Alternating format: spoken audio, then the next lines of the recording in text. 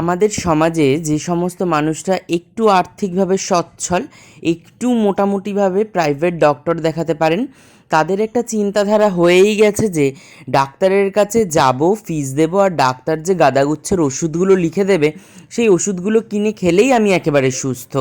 তাদের এইটুকু চিন্তাভাবনা মনের মধ্যে আজও জাগ্রত হয়নি। শুধু ওষুধ খেলেই সুস্থ থাকা যায় না, আমাদের আরও কিছু জিনিস মেনটেন করতে হয়। তার মধ্যে অন্যতম হচ্ছে পথ্য। পথ্য অর্থাৎ খাবার।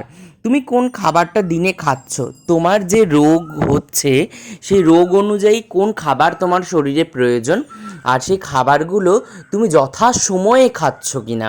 শুধু খাবার খেলেই হবে না, সেটা টাইম মেনটেন করে খেতে হবে। আর তোমাকে ডাক্তার যে ওষুধ লিখে দিয়েছে অতি অবশ্যই ওষুধ খাবে, কিন্তু সেই ওষুধটা খাবার আগে না পরে সেটা মেনটেন করে খেতে হবে। আমাদের যেই ক্যাম্প হয়েছিল, এত জনসংযোগ, এখান থেকে বহু মানুষের সঙ্গে কমিউনিকেট করার পর এই চিন্তাধারায় আমি একটা জিনিস বুঝতে পারলাম যে বহু মানুষ আসছে, প্রেশারের ওষুধ খাওয়ার কথা হচ্ছে সকাল 9টার সময়, কিছু খাওয়া দাওয়ার পরে সে হয়তো কিছু খেলোই না, সে কাজের দৌলতে বাইরে বেরিয়ে যাচ্ছে, ওষুধটুকু খেয়ে বেরিয়ে গেল। সেটা কি শরীরের জন্য খুব উপকারী? সেটা কিন্তু উপকারী নয়।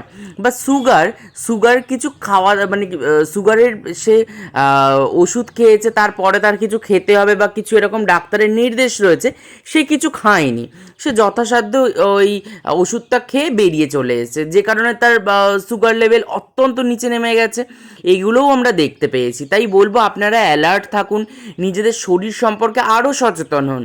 আপনারা নিজেরা সচেতন না হলে বাইরের কোনো মানুষের সাধ্য নেই আপনাদের শরীর সম্পর্কে সচেতন করবে। যাই হোক, এই ছোটো ছোটো ইনফরমেশানগুলো পেতে হলে অবশ্যই আমাদের চ্যানেল এবং পেজের সঙ্গে জুড়ে থাকতে হবে। আপনাদের অবশ্যই অনেক অনেক ভালোবাসা, শুভেচ্ছা জানাই।